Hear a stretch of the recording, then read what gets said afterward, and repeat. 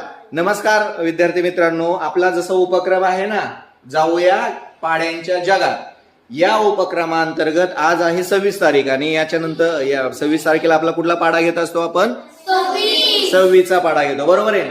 तर आता 26चा पाडा जर तुम्हाला कुठे मिळाला नाही तर तुम्हाला स्वतःला तयार करायचा आहे. गुणाकार पद्धत आहे, बेरीज पद्धत आहे, त्याचबरोबर अजून एक सोपी पद्धत आहे, ती म्हणजे आपण आज पाहणार आहोत. ती पद्धत काय आहे? तर ती पद्धत आहे, जर तुम्हाला 1 ते 10 पर्यंतचे जर पाडे तुम्हाला जर येत असतील तर तुम्हाला कुठलाही पाडा तयार करता येतो. ठीक आहे. तर सगळ्यात पहिल्यांदा आता तुम्हाला 26चा पाडा तयार करायचा आहे. तर तुम्हाला 2 पाडे माहित पाहिजेत. कुठले कुठले रे? एक तर 2चा आणि 6चा पाडा. ठीक आहे. चला मग 6चा पाडा आपण अगोदर लिहूया. 6चा पाडा बोला. 6 1 6 दुने 6 त्रिक 6 चौक 6 पंचे 6 7 6 साते 6 साते 6 नवे 54 6 दहे 60. ठीक आहे.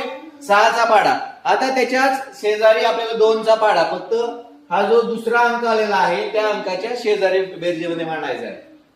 चला बे दुने 4 याच्या बेरीत मांडला. बे त्रिक बे चौक बे पंचे. आता हा एकचा 0 इकडे आणि हा 1 बाजूला मांडायचा.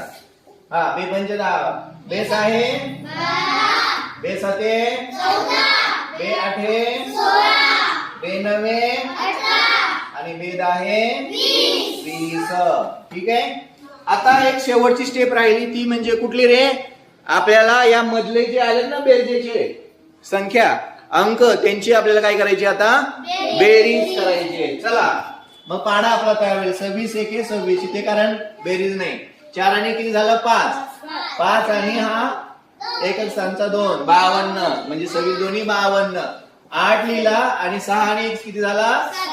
26 त्रिक बोलत राहा. 26 त्रिक त्यानंतर 4 एकच स्थानचा आणि 8 आणि 2 10. 26 चौक 104 0 आणि 0 आणि 3 3 आणि हा पुढचा 1 असेल तसा. 26 5 130. 6 लिहिला आणि 2 आणि 3 ची बेरीज झाली 5 आणि पुढचा 1. 26 1 156. त्याच्यानंतर 2 आणि 4 आणि 4 किती झाले? 8 आणि पुढचा 1. 26 7 182. त्याच्यानंतर 8 एक स्थानचा आणि 6 आणि 4 किती झाले रे?